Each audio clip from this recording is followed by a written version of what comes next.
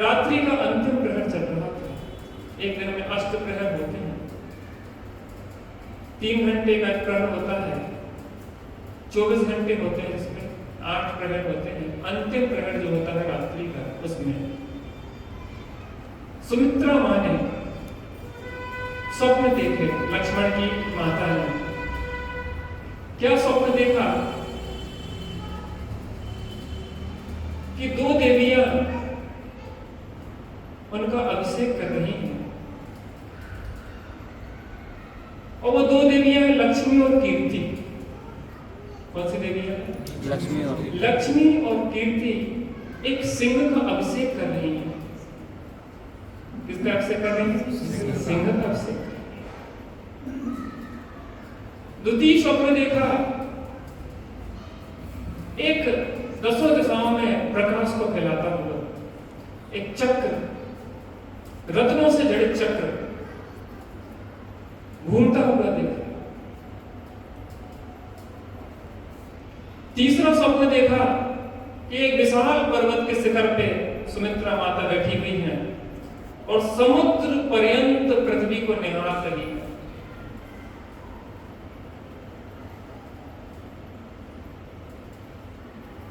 स्वप्न देखे, मां के अंग अंग में रोमांच हुआ।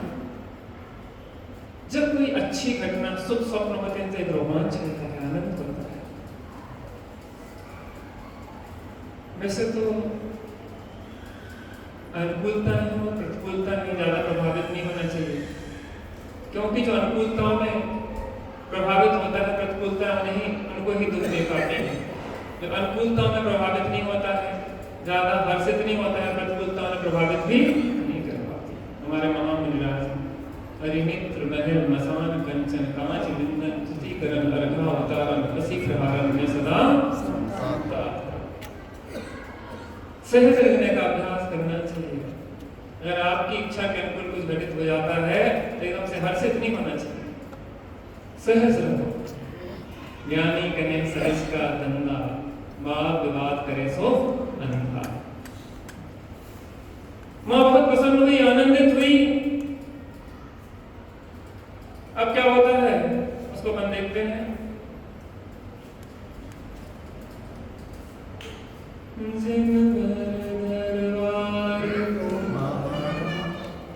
स्वर्गों से सुंदर प्यारा, जिन बीत राग मोदा से परिणामों में उजियारा। वैसे तो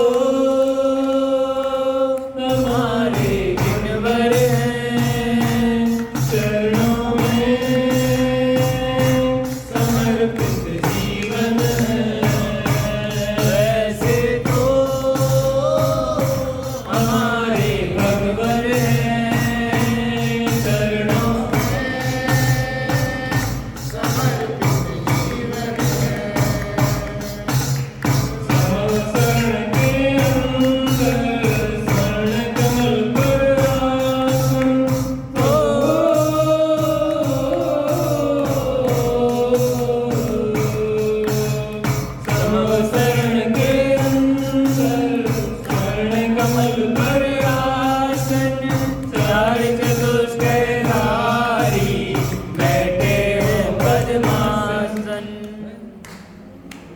परिणामों में निर्भरता, जिनको लगने से आवे अतीत रागता बढ़ती, जो भी जिन दर्शन पावे। ऐसे तो हमारे भगवर हैं, चरणों में समर्पित जीवन है। ऐसे तो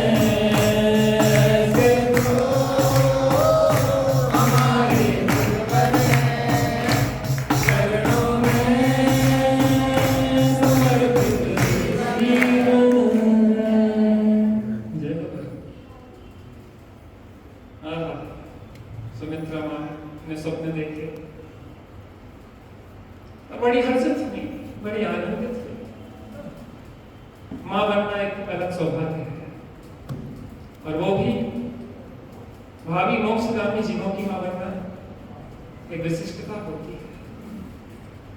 जैसे ही गर्भ में संतान आती है, एक मातृत्व प्रकट होता है।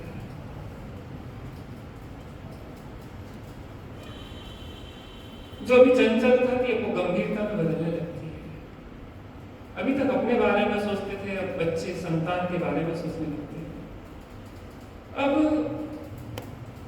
जो भी चिंतन चलता है वो बच्चे को केंद्र में रख के चलता है। जैसे ज्ञानियों का जो भी चिंतन है वो आत्मा को केंद्र में रख के चलता है, ऐसे ही माँ का समस्त चिंतन वो अपनी संतान को केंद्र में रख के चलता है। कैसे उठना है, कैसे बैठना है, क्या खाना है, क्या नहीं खाना है, कैसे चलना, कैसे बोलना, क्या सोचना, क्या विचारना, कैसे संस्कार डालना, कैसे विचार करना, कैसे विचार नहीं करना।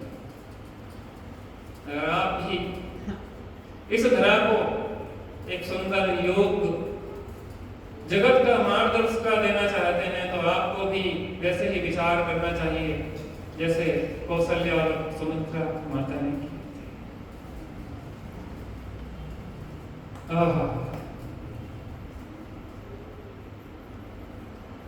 स्नान आदि करके सुमित्रा माता दशरथ जी के पास पहुंची कि महाराज मैंने कुछ स्वप्न देखे हैं। बोलो तो ये क्या बात है? रात्रि के अंतिम प्रहर में मैंने 3 शुभ स्वप्न देखे हैं।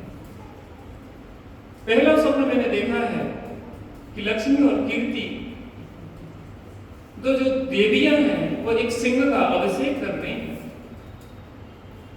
तो राजा दशरथ ने उसका फल बताया कि तुम्हारा जो संतान होगी, पुत्र होगा, उसकी 2 देवियां दासी होंगी, उसकी 3 खंड में कीर्ति फैलेगी और 3 खंड की लक्ष्मी उसके चरणों में लौटेगी, अर्थात वो नारायण पद को सुशोभित करेगा। महापुरुष हैं, टूर पे घूमते रहते हैं। एक हाथ नीचे का भी टूर लगाया है तो क्या फर्क पड़ता है, सब जगह घुमाते हैं। जाना तो मोक्ष है, कोई थोड़ा घूम के जाता है, कोई सीधे चला जाता है। सही। एक प्रश्न, हर महापुरुष की माँ को सपना आते हैं? देखो,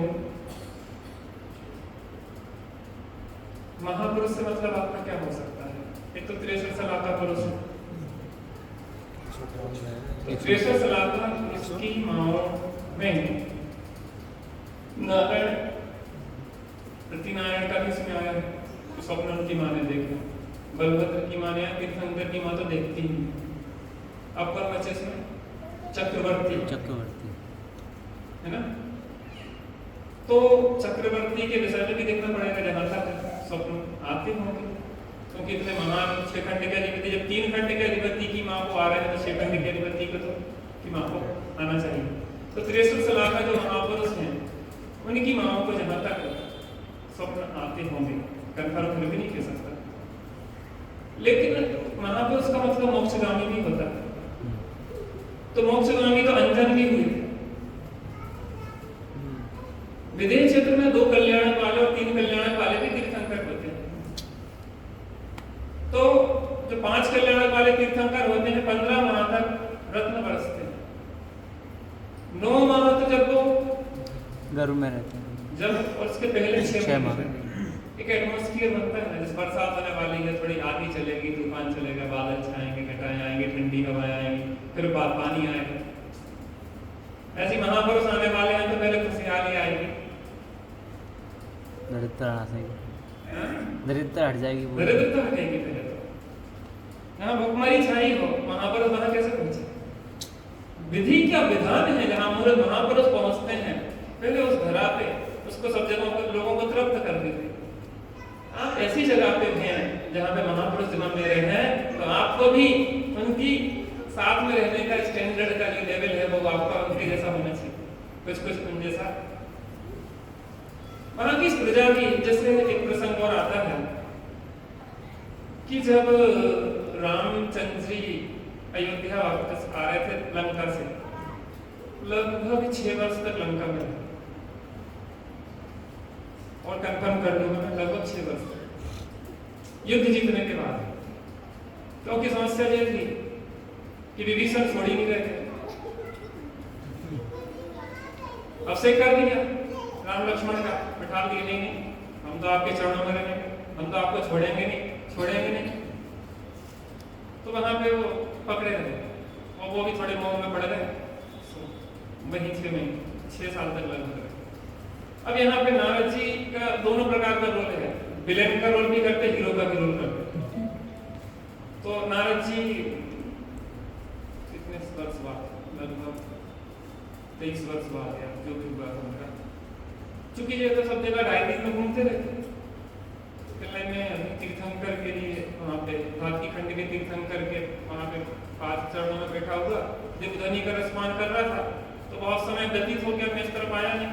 तो वहाँ पे अयोध्या है, तो अयोध्या में माताओं को बहुत दुखी देखा। तो जब नारद जी ने माताओं को दुखी देखा तो उन्होंने कहा कि माताएं राम लक्ष्मण जैसे वीर होते हुए, दशरथ जी के होते हुए माताएं दुखी हो, ये कैसे हो सकता है?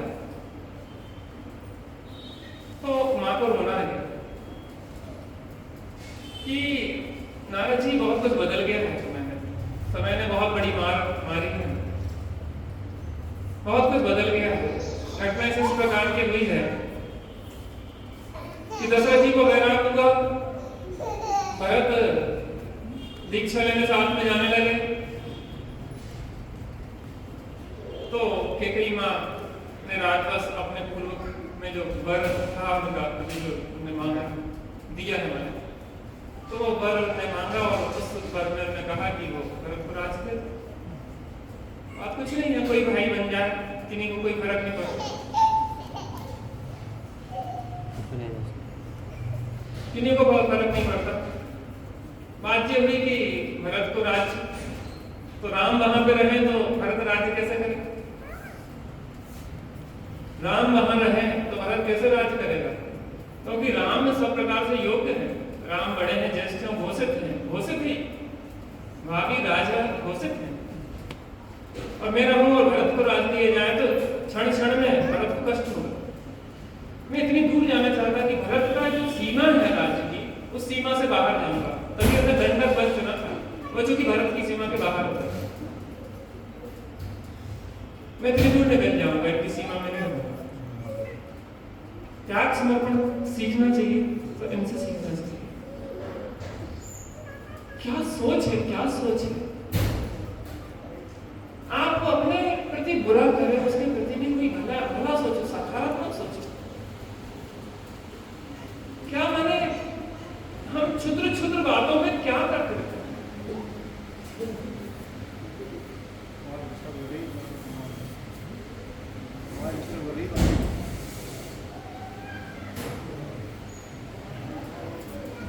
कोई बात नहीं, चलने दो, अगर इतने लोग बैठेंगे तो गर्मी की लगेगी, कोई बात नहीं। या तो हम अकेले बैठ के कथा कर ले तो गर्मी कुछ नहीं लगेगी। अब इतने सारे लोग होंगे तो बच्चे भी होंगे, बड़े भी होंगे, थोड़ा बच्चे खेलेंगे कूदेंगे भी, तो अब सभा में करना है तो थोड़ी आदत डालना पड़ेगी। कोई बात नहीं, आदत पड़ेगी थोड़ी थोड़ी। समस्या बाहर से नहीं है, समस्या अंदर की है। सब कुछ आपकी सोच। बैकग्राउंड म्यूजिक चलता है तो इसको बैकग्राउंड म्यूजिक समझ लेंगे, इसके पीछे एक म्यूजिक बज रहा है। सोच क्या होती है? आपको सोच बदलना। बात मैं ये कह रहा था, कैसे आप हर परिस्थिति में सकारात्मक सोच सकते हैं। रामचंद्र जी की सोच कितनी विशाल है। मेरे कहते नहीं, भरत मुझे प्राणों से अधिक चाहता है। कोई भाइयों का कोई भेद नहीं था, कोई भेद नहीं था। कौन राजा बने, कौन नहीं बने, क्या होगा, किसको क्या मिल रहा, क्या नहीं मिल रहा, जिनका कोई मतलब नहीं था किसी का। भरत बन जाए तो भी राम को कोई समस्या नहीं है, राम लोग को सहज रहे। लोगों ने कहा कि आपको जंगल भेज दिया है रामचंद्र जी, कहले नहीं, मुझे राज दिया है। कहला कौन सा राज? कहले दंडक बनकर राज दिया। आपको निकाल दिया? नहीं, मुझे निकाला नहीं है, मुझे परिपक्व बना रहे हैं। अग्नि में तप के सोना है और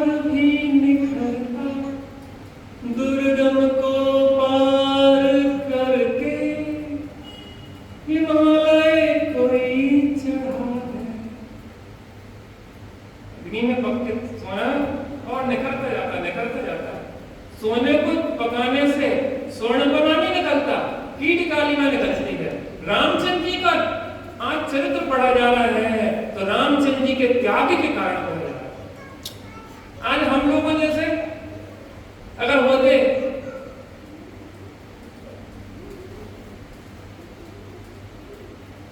ईट का जवाब पत्थर से देने वाले, एक एक इंच जमीन के पीछे इतना क्लेश कर ले कि नरक निगोद के पात्र हो जाए। एक एक इंच जमीन के पीछे भाई भाई की हत्या कर ले। ऐसे लोगों के कथानक लिखे जाएंगे क्या? कथानक तो उनके लिखेंगे, लिख कौन रहा पता? ये भावलिंग की संत, तीन कसाय के बावजूद जो आत्मा में झूलते हैं, क्षण क्षण में आत्मा में जाते हैं। रवि सेनाचार्य लिख रहे हैं, किनका चरित्र? एक सामान्य मानव है अभी तो, उनका चरित्र ऐसे भावलिंग की संत लिख रहे हैं। किस कारण से? उनकी त्याग और तपस्या के कारण से। क्या क्षुद्रताओं में पड़ेगा? तुम्हारा पुण्य तुमसे कोई नहीं ले सकता। एक एक चीज के पीछे प्राण देने के लिए घूमते रहते हैं, एक एक चीज के पीछे, एक एक चम्मच के पीछे, एक एक तोला सोने के लिए बंटवारे हो जाते हैं। अरे सोना तो दूर की बात है, मलाई ज्यादा गिर जाए दूसरे के बच्चे के दूध में तो बंटवारा हो जाता है। वे तो सभी मलाई दे ले जाते, हमारा तो बचने नहीं देती, हमारा तो पानियां कर रहा, सब माल माल मलाई मलाई देखा रहते। मलाई तो बचा नहीं पा रहे, डायबिटीज कोलेस्ट्रॉल बढ़ रहा है। वे अच्छा करती, जा सोचो कितना अच्छा करते, खुद के लाने कोलेस्ट्रॉल हमारे लिए स्वास्थ्य। तो मैं क्षमता नहीं है, मेहनत तो है नहीं है, और मलाई खा खा के और बीमार होना। इस तरफ से क्यों नहीं सोचते कि खुद के लिए कोलेस्ट्रॉल की बीमारी ले जा रही, हमारे लिए स्वास्थ्य दे रहे। अच्छा, मैं बैठी बैठी बिल्कुल खाती रहती हूँ, हमसे काम करवाती रहती है। अगर तुम मेहनत करोगे तो तुम्हें कोलेस्ट्रॉल नहीं बढ़ेगा, तुम्हारी ब्लड शुगर नहीं बढ़ेगी, तुम्हें कैंसर नहीं होगा, तुम्हें अनेक प्रकार की बीमारी नहीं होगी। मेहनत करना सीखो। आश्रम में हम लोग रहते तो 3-3 डला बर्तन, आश्रम आइए और श्रम करिए। तुम लोग अगर आश्रम आओ तो तैयार करके ना, वहां जाके नहीं सोचना कि वहां पे जाके आराम से बैठे पड़े रहेंगे। आप कहीं भाग नहीं सकते, इस बात को ध्यान रखना। समस्याएं हर जगह है और समस्याओं से भागने वाला कोई भी महान नहीं होता। आज यहाँ पे अनुकूलता नहीं है तो वहां पे हमें खुद बनाना पड़ता है, खुद बर्तन मांजना पड़ते हैं, खुद झाड़ू पोछा करना पड़ता है। अगर कर्मचारी नहीं आते हैं तो यदि भी सब व्यवस्थाएं हैं, लेकिन कर्मचारियों की अपनी भी समस्याएं हैं। अरे आ भी जाओ, बीमार हो तो हम लोग तुम बैठ जाओ, हम कर ले रहे। ये सोचना चाहिए बर्तन वाले बेचारे बीमार है और तुम बर्तन पे बर्तन पटके जा रहे हो। ये दयापना नहीं है भाई सब, ये दयापना नहीं है, ये क्रूरता है, कठोरता है। कम से कम बर्तन करो, कम से कम बर्तन करो, कम से कम बाहर पसारा फैला। जीवन में कुछ स्वर्णिम लिखना सीखो। मैं यहाँ के लोगों की बात नहीं कर, यहाँ के लोग तो बहुत अच्छे हैं, यहाँ तो राम राज्य चलते हैं, हम तो वहां की बात कर रहे हैं। लेकिन वहां का रोग यहाँ नहीं आ जाए, ये भी खतरा रहता है। संक्रमण बहुत ज्यादा है। जब चारों ओर आग लगी है तो आप भी उस आग से कैसे बच पाएंगे? विलस आप भी जाए, बस आप बचे रहें। इसलिए हम ये कहानी सुना रहे हैं। वायरस के लिए लॉकडाउन जरूरी है। वायरस प्रवेश न करे, वायरस प्रवेश नहीं करे, एंटी वायरस लगा लेना। लॉकडाउन जरूरी है, अंदर लॉकडाउन जरूरी है, सुरक्षा जरूरी है।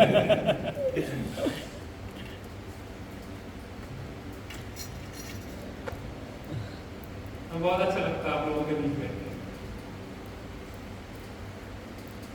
सिद्धालय नदी आप ही के साथ बैठेंगे, रात से नहीं, वो बीत रास्ता से आया।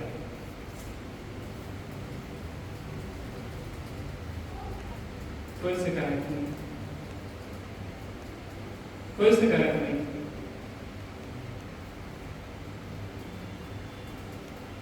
अच्छा तो लिखा है रामचंद्र जी का चरित्र। अगर हमें भी ऐसा महान बनना है तो हमें भी ऐसी सोच विकसित करना चाहिए। कोई पूछे कि हम क्या विचार करें कि प्रतिकूलताओं में, तो हम आपको जो बता रहे हैं आज रामचंद्र जी, सीता, लक्ष्मण, भरत के चिंतन, उस हिसाब से विचार करना सीखो। जीवन में स्वर्ग हो जाएगा, राम राज्य हो जाएगा। आप और राम और सीता यहीं पे विचरण करेंगे, यहीं विचरण करेंगे। महापुरुष भगवान जन्मते नहीं बनते हैं, हम भी भगवान बनेंगे, हमारे भी चरित्र लिखे जाएंगे। क्या होता है जीवन में? बड़ी विशाल सोच रखो, राम जैसी। हम चले जाते, कोई बात भाई नहीं, भाई भी ऐसा, मैं तो आपका भक्त हूँ मैं तो आपका सेवक हूँ, आपका आदेश है कि मैं सेवा कर रहा हूँ। लेकिन भरत एक संकल्प लेता है कि जिस क्षण राम आएंगे उसी क्षण में दीक्षा लेके जंगल में चला जाऊंगा। ये मेरे लिए तपस्या है, आप जितना कष्ट भोगेंगे वहां जंगल में, उससे ज्यादा कष्ट भरत यहां भोगेगा। क्योंकि भरत को तो दीक्षा लेके जाके आतंकी आनंद का भोग करके मोक्ष जाने की तैयारी में था, आपने जेल में डाल दिया उसको। तो राज्य है कि ये कैद है, आपने अपने वचन से मुझे फंसा दिया। आपसे दूरी, आराधना में जो प्रचुर आराधना होना थी उससे दूरी, मुनि दशा से दूरी है। अब इतने समय तक मुझे इन संकटों में रहना पड़ेगा। राज्य कोई शांतिदायक थोड़ी ना है, इन संकटों में आदमी फंसना नहीं चाहता, भैया बहुत तकलीफ है। आगे आ जाए,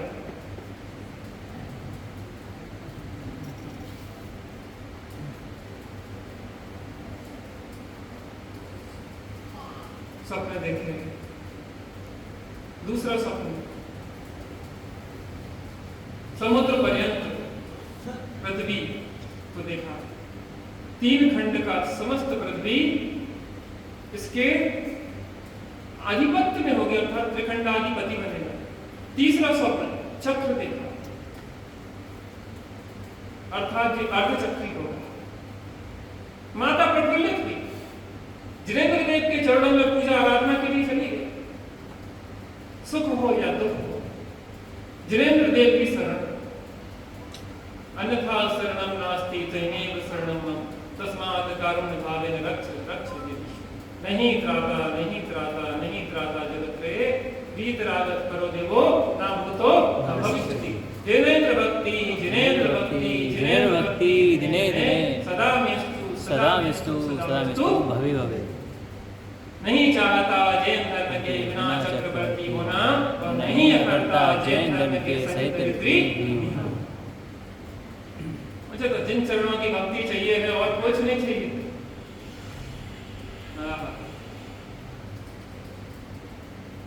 राम और लक्ष्मण दोनों चांद और सूर्य की तरह शोभित होते थे,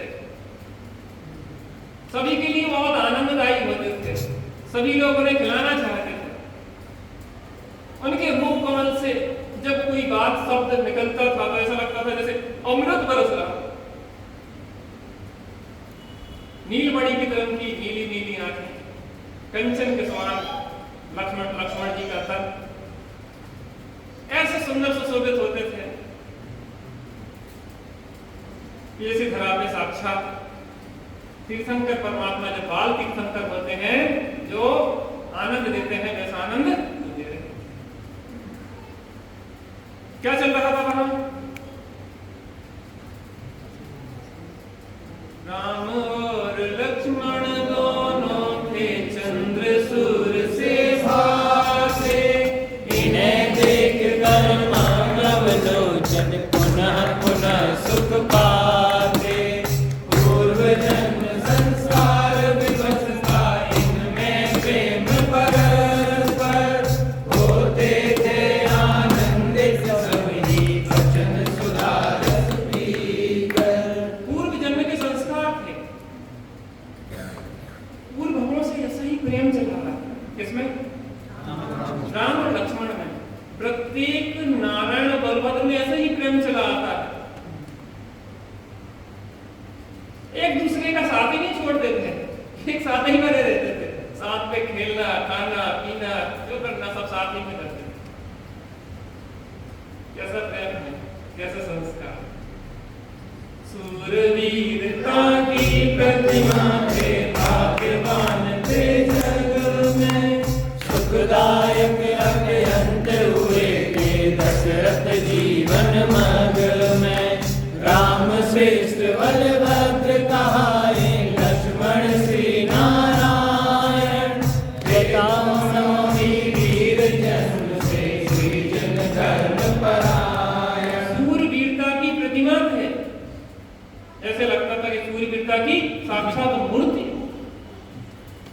और जब में वो भाग्यवान थे, उन जैसा भाग्य दुर्लभ जीवों को मिलता है, क्योंकि 63 साल का पुरुष बनना कोई आसान बात नहीं।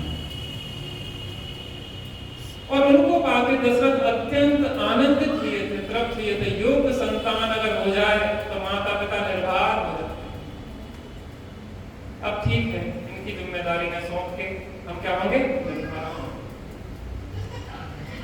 राम श्रेष्ठ बलभद्र कहा है। राम कौन कहलाए, बलभद्र, और लक्ष्मण नारायण कहलाए। और दोनों ही जिन धर्म को मानने, यथा समय के कई ने सुंदर पुत्र भरत को पाया, पुत्र सुहावा जग शीर्ष आया, जगति सरस गंभीर सभी सुत पर्वत तुल्य चल थे, विनयवान गुरु आज्ञा पालक धर्मी हृदय विमल थे। ऐसा ही केपी ने यथा समय भरत को जन्म दिया। भरत भी गर्भ मोक्षगामी, उसी भाव से मोक्ष गए। और सुप्रभा ने शत्रुघ्न को जन्म दिया। समुद्र के समान यह सभी गंभीर थे और पर्वत की तरह अचल थे। दो चीजें, दो उपमाएं दी गई हैं यहाँ पे। समुद्र को गंभीरता, समुद्र को गंभीर माना जाता है और पर्वत को अचल माना जाता है, क्योंकि समुद्र अपनी मर्यादाएं कभी छोड़ता नहीं। समुद्र की अपनी मर्यादा है, कितना ही ज्वार हो जाए, लेकिन समुद्र अपनी मर्यादा छोड़ता नहीं। और पर्वत अपनी अचलता, वही पर्वत माने सुमेरु पर्वत जैसे अचलता। जब ज्यादा प्रलय काल होता है तो अन्य पर्वत तो उड़ जाते हैं, लेकिन मेरु पर्वत अचल रहता है। तो इन दोनों का व्यक्तित्व जो था, समुद्र की तरह कैसा था, गंभीर था, और पर्वत की तरह कैसा था, अच्छा। कहते हैं कि ललना के गुण, ललना के गुण क्या नहीं जाते, ललना में नहीं। भविष्य में क्या बनने वाला है पहले से ही पता पड़ जाता है। तीर्थंकर होते हैं, उनके पैर में एक चिन्ह होता है, उससे पता पड़ जाता है कि भविष्य में तीर्थंकर होंगे। का चिन्ह क्या होगा, ललना के गुण कहाँ दिखते हैं। तो केकई ने भी भरत को जन्म दिया और सुप्रभा ने भी शत्रुघ्न को जन्म दिया, और सभी आज्ञा पालक थे और जिन धर्म परायण थे। एक प्रसंग में कल ले रहा था, थोड़ा सा उसको स्पष्ट करना चाहता। शत्रुघ्न के बारे में आप लोगों ने कब सुना होगा, शत्रुघ्न क्या थे, कैसे थे, उनके बारे में कम कलम चली है, लेकिन यह उनके बारे में वर्णन है कि क्या गुणवत्ता थी, क्या विशेषताएं थी। राम लक्ष्मण भरत की तो काफी चर्चा है। शत्रुघ्न के बारे में कल मैं आपको थोड़ा प्रसंग बता रहा था, तो अन्य प्रसंग पे चर्चा की, इस प्रसंग में थोड़ी सी रह गई थी। जो शत्रुघ्न, राम और लक्ष्मण वापस आए लंका से, तो शत्रुघ्न से कहा कि शत्रुघ्न तुम कौन सा राज्य लेना चाहते? तुमने क्या कहा था? मैं मथुरा का राज्य लेना चाहता हूँ। तो मथुरा में राजा मधु राज्य करते थे। उसके पास एक त्रिशूल नाम का अस्त्र था, जिसकी हजारों देव जिसकी रक्षा किया करते, हजारों देव, और उसके गण में अपराजित था, उसको पराजित नहीं कर पाते। चर्चा है कि वो बहुत शक्तिशाली है, बहुत ताकतवर है, तुम कैसे हराओगे, कैसे करोगे। ये आप चिंता नहीं करो, छोटे मोटे से भिड़े तो गधे को हराया तो क्या हराया, लड़ना है तो बराबरी वाले से लड़ो। तो मैं कहा कि वो प्रताप बक्र को साथ में ले जाए, वो कृतांत वक्र का नाम आया था, उससे कृतांत वक्र की घटना मैंने आपको कल सुनाई। कृतांत वक्र को साथ में ले जाना, तो उन्होंने कहा ठीक है कृतांत वक्र को ले जाए। एक सलाहकार का भी बहुत महत्व होता है। अगर अच्छी आपकी पत्नी है, सहधर्मिणी है, तो आपका जीवन स्वर्ग हो जाता है, और अगर विपरीत विचार वाली आपकी सहधर्मिणी है तो आपका जीवन नरक हो जाता है, क्योंकि पत्नी सबसे बड़ी सलाहकार होती है। हमें थोड़ी सोच को ऊंचा रखना चाहिए। पति वैसे परेशान होकर आया है और आप उसको और सताओ, आप उसको और परेशान करो, ये योग्य नहीं। आप छोटी छोटी बातें उसके माथे में क्यों डालती रहती?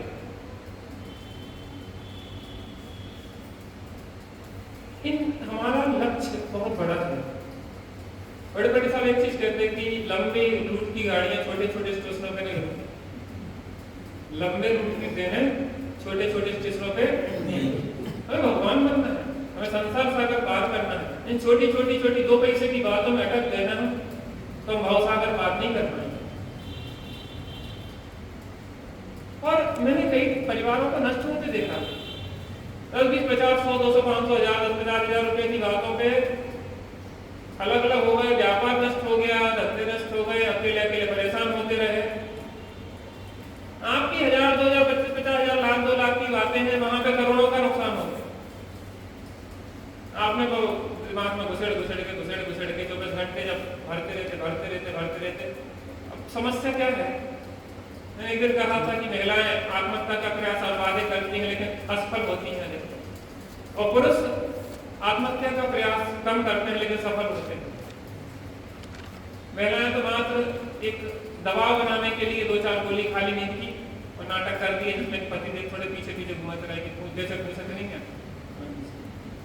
थोड़ा सा अपना अस्तित्व दिखाने के लिए, अपनी सत्ता को दिखाने के लिए, थोड़ा दबदबा बनाने के लिए, हम मर जाएंगे, हम फांसी लगा लेंगे, तो घर परिवार वाले थोड़े दबे। जो लोग ऐसा सोचते हैं कि हम फांसी लगा लेंगे, बार बार धमकी देते हैं, उन्हें फांसी लगा के ही मरना पड़ता है। जो ये कहते हैं कि हम जल के मर जाएंगे, उन्हें जल के ही मरना पड़ता है। जो कहते हैं कि हम बार बार कट के मर जाएंगे, उनको कट के फिर नहीं चाहोगे तो भी कट के मरना पड़ेगा। सत्य घटना में बताता हूँ। एक जगह की पति बार बार धमकी देता था, मर जाऊंगा। पत्नी को टॉर्चर करता था, इसको परेशान करता था। वो ट्रेन के सामने पटरी पे खड़ा फोन कर रहा है, देखो वो ट्रेन आ रही है, मैं कट रहा हूँ, नाटक कर रहा था। पत्नी को फोन पे बात कर रहा है, मैं कट जाऊंगा। ट्रेन आई, वो हट भी गया, बगल में आ गया, लेकिन वो जाली होती ना आगे की, वो जाली ऐसी खुली रह गई ट्रेन की, और जाली की चपेट में आया और फिर गया और मर गया। मर नहीं रहा था, लेकिन इतनी बार मरने का संकल्प कर लिया था उसने कि ऐसा कर्म बन गया था कि ना चाहते हुए भी मरा। हंसी खेल लगता है। हमने दबा देते, हम सबको जेल में चक्की पिसवा देंगे, हम मर जाएंगे, तो तुम तो मर के न रख जाओगे, तुम सागरों पर्यंत तुम्हें तो चक्की पीसने पड़े 10, 15, 20 साल, और तुम्हें सागरों पर्यंत की तकलीफ भोगना पड़ेगी, वो कुछ नहीं है। ये सोच अपने लिए घातक है, दूसरों के लिए कुछ नहीं है। वो तो पैसा दे के निपटा ले। तो तुमने मान लो कि हमें मार दिया, चिट्ठी भी लिख गए और दे दबा के उन्हें तो रफा कर दिया, भाई आराम से है, और तुम नरक में जाके तकलीफ भोग रहे हो सालों पर्यंत। सोच अच्छी रखो, उदारता की रखो, सब कुछ देने की रखो। आप जाओ खरीदारी के लिए, शॉपिंग के लिए, तो देवरानी जाए तो जेठानी के लिए ले आओ, जेठानी जाए तो देवरानी के लिए ले आए। आप देखो स्वर्ग बनता है कि नहीं बनता है, कोई भेद ही नहीं हो। आप क्यों सोचते कि 50 इनकी साड़ी 50 इनकी साड़ी? नहीं, दोनों की 100 है। दोनों की कितनी है? 100 है। 3 भाई हैं तो 3 भाई के कपड़े एक हैं। कोई जेब फेर फार नहीं है कि उनके अलग है, उनके अलग है, उनके अलग है। हमारे तो सबके एक ही है। एक बात बता रहे ना, आपकी सोच सबसे मिला देती है, और तुच्छ सोचे थोड़े थोड़े में बांट देती, थोड़े थोड़े में बांट देती।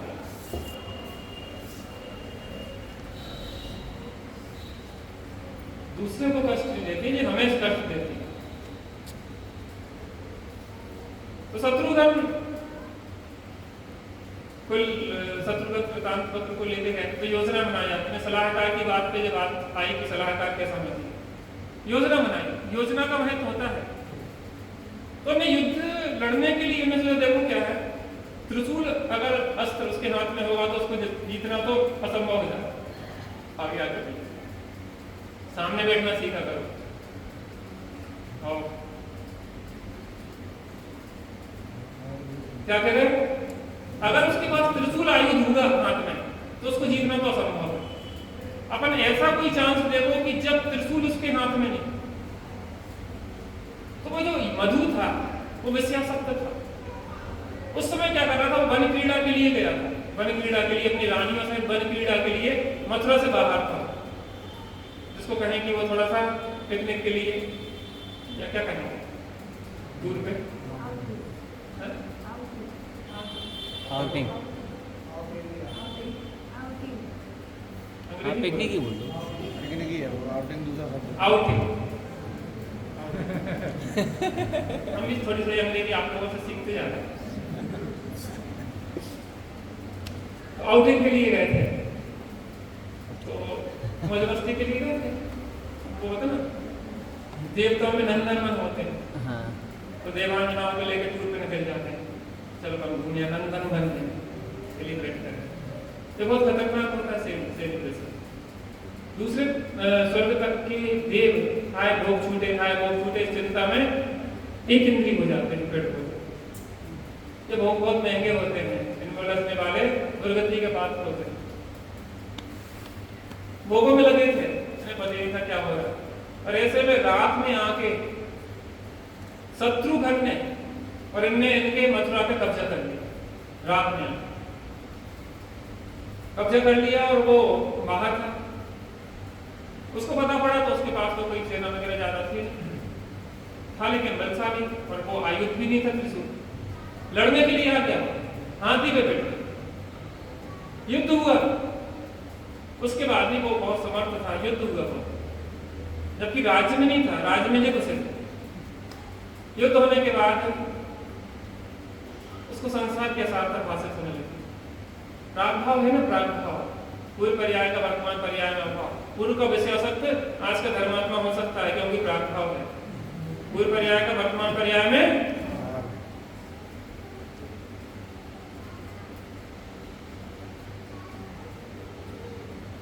वर्तमान पर्याय का पूर्व पर्याय में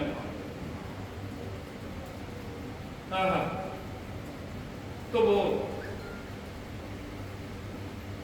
युद्ध लड़ा और अंत में उसको लगा दिया क्या है ये, थोड़ा बैराग सा बना। उतने में क्या हुआ कि उसको बाणों से छेद दिया गया, छिद गया बाणों से, बैराग आ गया और उसने वस्त्र उतार के फेंकना शुरू कर दिया।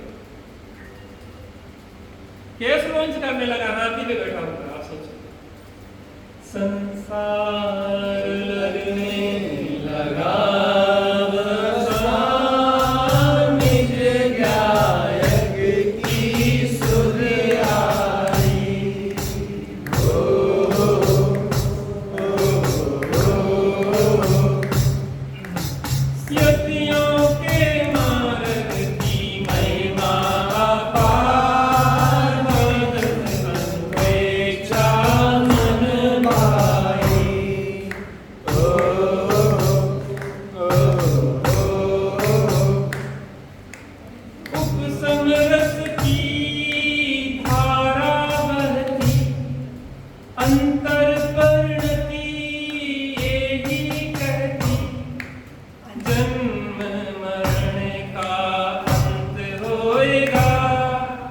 मिल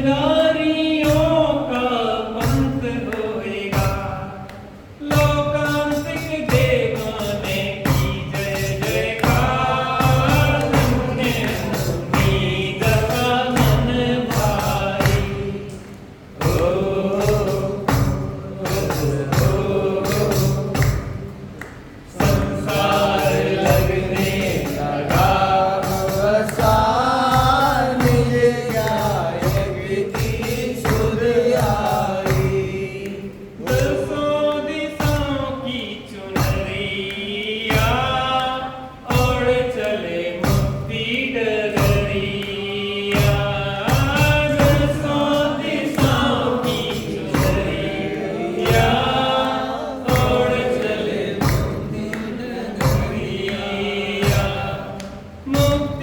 नगर कुचले दिगंबर हर्षित धरा रे अंबर स्वर्गों से पुष्पों की बरसा अपार दुख जात मुद्रा मनहारी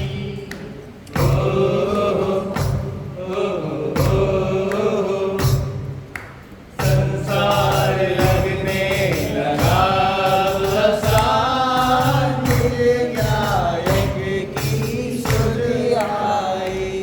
जीवन के किसी भी क्षण में वैराग संसार में रहते थे प्राणी वो संसार को हाँ, वैराग आ गया। अंतिम समय चल रहा है, अंतिम समय चल रहा है। वस्त्र आभूषण सब फेंक दिए हैं, केस लॉन्च कर दिया है, हाथी के होदे पे बैठे बैठे मन में स्थित भगवान का स्मरण करके दीक्षा अंगीकार कर ली। ओम नमः शत्रुघ्न रथ से उतरे, घुटनों के बल झुके, अष्टांग नमस्कार किया, कहा राजन दुनिया भले कहे शत्रुघ्न जीता है, लेकिन शत्रुघ्न जानता है कि शत्रुघ्न हारा है और मधु जीता है। नमोस्तु भगवान।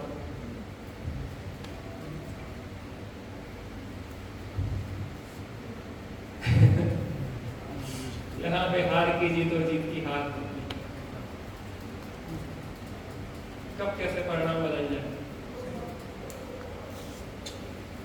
शत्रुघ्न की भी बहुत विशेषताएं हैं, बहुत बलशाली रहे हैं और बहुत यहाँ बाद में लंबी कथा है, समय आने पे आप पढ़ना।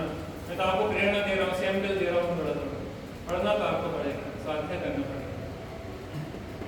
नोवेलें पढ़ते हैं आदमी, जब रुचि लगती है तो 300 400 पेज की नोवेलें 2-4 दिन में पढ़ डालते हैं। किसी ने पढ़ी नोवेलें पढ़ी यहाँ पे कोई नहीं है कि पढ़ने वाले। हाँ, कितने दिन में पढ़ लेते हैं? डेढ़ महीना आराम से पढ़ते हैं। आराम स्लो गति कर लेते हैं। कम रसियाँ हैं। और किसी ने पढ़ी? राम कहानी पढ़ी थी 2 दिन में। कहानी नोवेल की बात कर रहे थे, राम कहानी बाद में आई। कोई यहाँ पे नोवेल पढ़ने वाला नहीं है कुछ छोड़ के, जिसने पहले जमाने में नोवेल पढ़ी अपनी जवानी के दिनों में। हाँ? किसी ने नहीं पढ़ी? पहले जमाने में तो नहीं चलती थी ना कहानी, मनोज पब्लिक बुक्स। हाँ, आपने पढ़ी ना? कितने दिन पढ़ लेते? 5-6 दिन में। 5-6 दिन में, और बहुत ही 400 पेज की लगभग 300-400 पेज। काल्पनिक कथाओं पे आधारित कॉमिक्स कॉमिक्स की छोटी छोटी नोवेल वो कथाएं लिखी गई। बात ये करें रुचि की बात। लोग कहते हैं ना कि हमें स्वाध्याय में मन नहीं लगता। रुचि हो तो पद्म पुराण भले वो 700 पेज का हो, जब लग जाए व्यक्ति तो वो पढ़ते चले। जब कथानक में मजा आता है ना, पढ़ते चले जाते। हम ये कह रहे हैं आप स्वाध्याय करिए, मैं ये प्रेरणा दे रहा हूँ। व्यक्तिगत स्वाध्याय बिना काम नहीं होता है भाई साहब, आपकी खुद की पूंजी चाहिए। किराए की पूंजी से काम नहीं चलता है, संकल्प लेना पड़ेगा कि स्वाध्याय करेंगे। थोड़ा समय मिले फटाफट जनवाणी खोली शुरू करो, दुकान पे थोड़ा समय मिले अपने जनवाणी PDF खोली, चिंतन करना सीखो।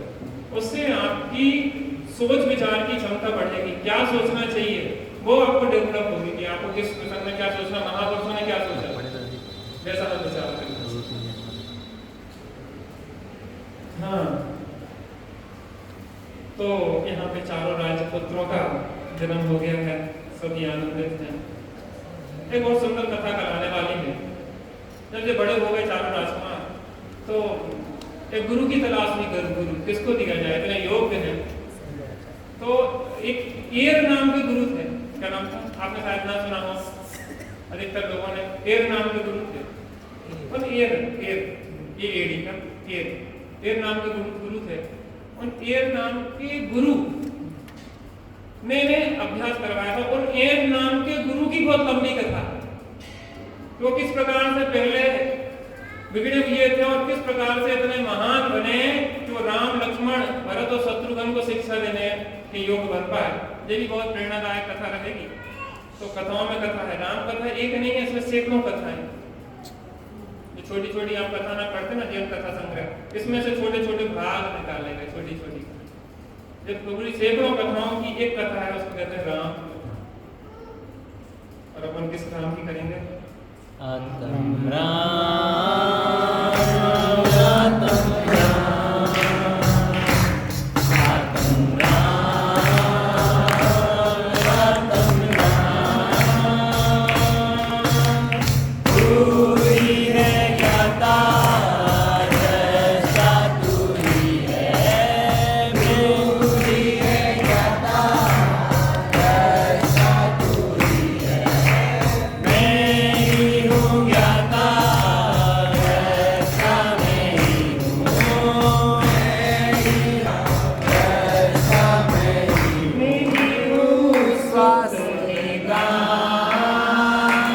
आतम राम आतम राम आतम राम आतम राम। कोई मंगल होतम, कोई शरण है, कोई मंगल होतम, कोई शरण है। मैं ही मंगल होतम, मैं ही शरण हूँ, मैं ही मंगल होतम, मैं ही शरण हूँ। मैं ही हूँ शाश्वत राम आतम राम आतम राम आतम राम आतम राम। तू ही है साधन साधे, तू ही है, तू ही है साधन साधे, तू ही है। मैं ही हूँ साधन साधे, मैं ही हूँ, मैं ही हूँ साधन साधे, मैं ही हूँ। मेरी शिव स्वरूप शिवका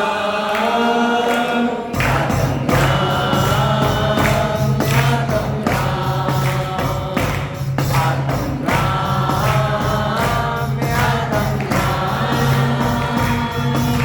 जो भी मुक्ति गाए जा रहे जाएंगे, जो भी मुक्ति गाए जा रहे जाएंगे, जो भी मुक्ति गाए जाएंगे, जो भी मुक्ति गाए जा रहे जाएंगे। तारणहार आतम राम आतम राम आतम राम आतम राम। घर में साचो शरणगाम आतम राम आतम राम आतम राम।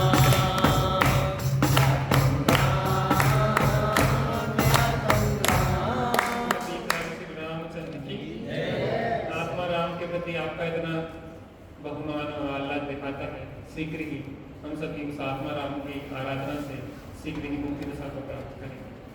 सच्चिदानंद सर्व